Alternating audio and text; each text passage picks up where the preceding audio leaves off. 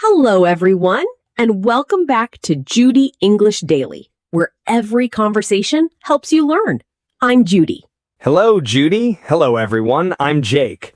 How are you today, Judy? I'm great, thank you. I found a beautiful scarf online yesterday, but I didn't buy it right away. I want to look at a few more websites first, find the best price. And you, Jake?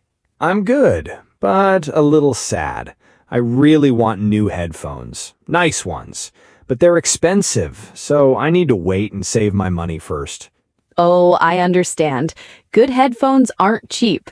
No, they aren't. But Judy, I just realized something. You said you want to look at a few more websites. That's shopping around. And I said I need to save my money. That's saving up. Those are phrasal verbs. Yes, and those are two of today's phrasal verbs. Ooh, phrasal verbs about money and shopping? Yes, today we're going to learn 5 phrasal verbs for money and shopping. Very useful for everyday life. I love this topic. Money is something we all think about, and shopping is something we all do. Exactly. After today, you'll have 5 new phrases to talk about it. Are you ready? Yes, let's do it. But first, we have a small request. Yes, if you like our podcast, please click the like button. Please subscribe to Judy English Daily. And share this episode with your friends and family. Thank you. It helps us so much. We love our listeners. Okay, now let's start. I'm ready. Let's talk about money. So, Jake, you already know what phrasal verbs are. A verb plus a small word that changes the meaning. Yes, like wake up or get together. We learned some for social situations last time. Exactly. And today, all 5 phrasal verbs are about money and shopping. Let's begin with our first one. Save up. S-A-V-E-U-P. Save up. Save up. I think I know this one. It's about saving money, right? Yes. Save up means to keep money little by little over time for something you want. You don't spend it, you put it somewhere safe and it grows. So it's not just save, it's save up. What's the difference? Great question. Save can mean many things. Save time, save a file on your computer, but save up is only about money, and it means you're doing it slowly, a little bit every week or every month. Let me try. I'm saving up for new headphones. Every week I put a little money in a jar. A jar is a glass container, like for cookies. That's a perfect example. You're saving up, little by little, and I love that you used a cookie jar for money. It's the only jar I have, and it's empty because I ate all the cookies. That sounds like you, Jake. And you can also say, I saved up for 6 months. That means it took you 6 months to collect enough money. 6 months? That's a long time. But for good headphones, it's worth it. It is.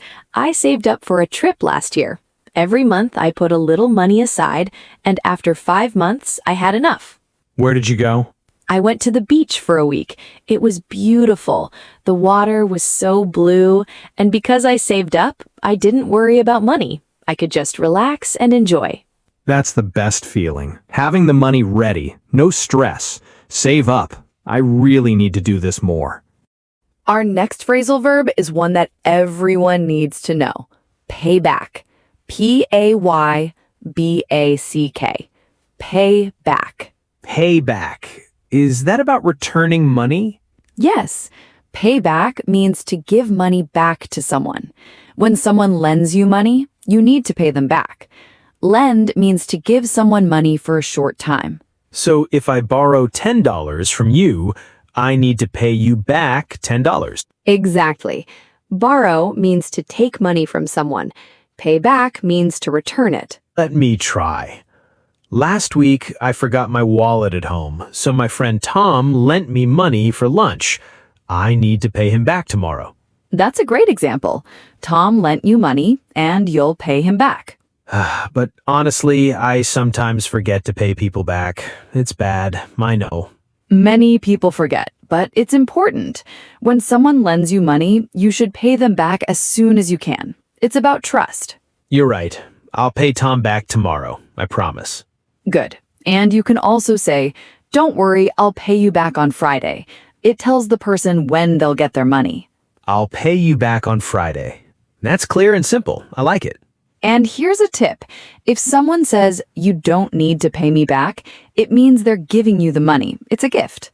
I wish more people said that to me. Me too. Now, here's a very useful one. Shop around. SHOPAROUND. Shop around. Shop around. You use this at the beginning, right? Looking at different websites for the scarf? Yes! Shop around means to look at different stores or websites before you buy something. You're looking for the best price or the best thing for your money. You don't buy the first thing you see. That's smart. So instead of buying right away, you shop around first. Exactly.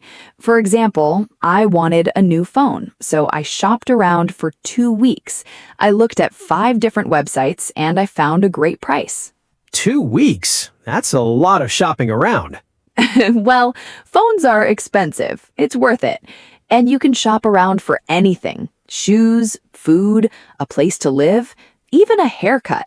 A haircut? You shop around for haircuts? Of course. Some places cost $20, some cost $50. If you shop around, you can find a good one for a good price. Let me try. I want to buy new headphones, but I'm not going to buy the first ones I see. I'm going to shop around. I'll look at 3 or 4 websites and I'll find the best price. Perfect. That's exactly how to use it. Shopping around can save you a lot of money. My mother always says, never buy the first one. Always shop around. Your mother is a wise woman. She really is. And these days, shopping around is even easier. You can do it on your phone. You don't even need to leave your house. That's true. I shop around on my phone all the time, usually when I should be working. Jake? I'm kidding. Only during lunch. Good. Now let's move to number 4. Sell out. SELLOUT. Sell out. Sell out. What does that mean? Sell out means that a store has no more of something. Everything was sold. Nothing is left. It's very popular, so everyone bought it, and now it's gone. Oh, so if a new phone comes out and everyone buys it and the store has 0 left, the phone sold out? Exactly. Sold out is the past form. SOLD. Sold out. The new phone sold out in 2 hours. That means in just 2 hours, every single phone was bought. Wow, 2 hours. That's fast. It happens with popular things. Concert tickets sell out very fast. Popular shoes sell out. New phones sell out. Can I try? Last month, I finally saved up enough money for my headphones. I was so excited. I went to the website and they were sold out. Every pair. Gone. Oh no, after all that saving up? Yes, I saved up for weeks and then they sold out before I could buy them. I couldn't believe it.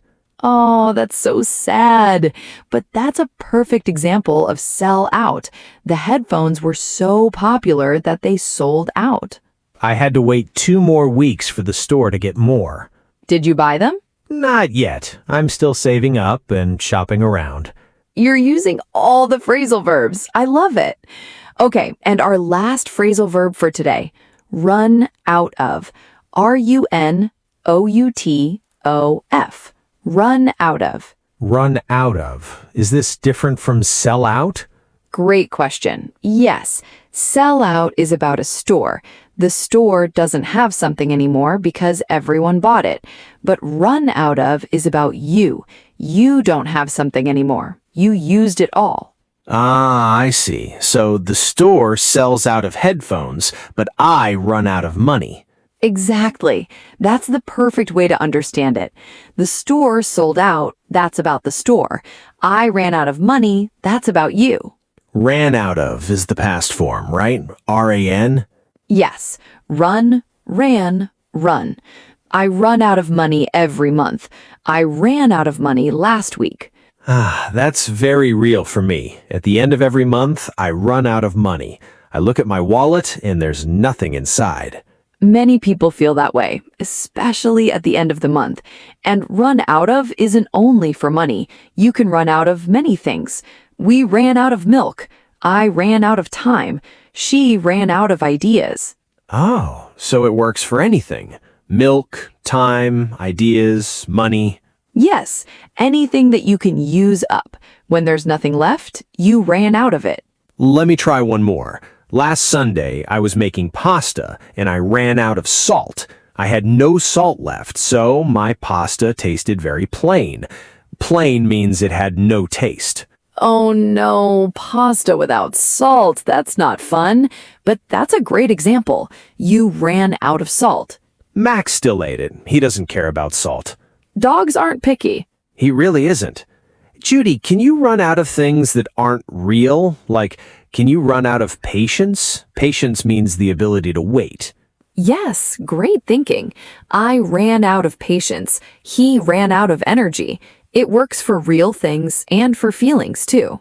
So I can say, I ran out of patience waiting for my headphones. That's perfect and very true, I think. So now we have all 5. Let me explain the difference between sell out and run out of one more time. Yes, please.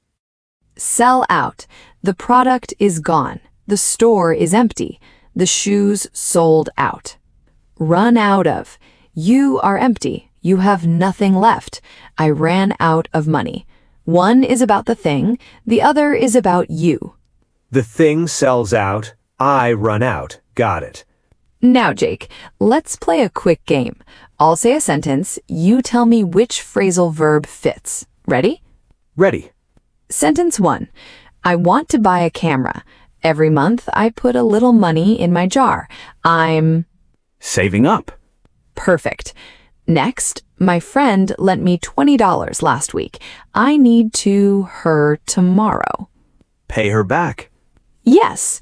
And the last one, I wanted those shoes, but when I went to the store, they were... Sold out. You got all of them. Now can you tell me a short story using all 5 phrasal verbs?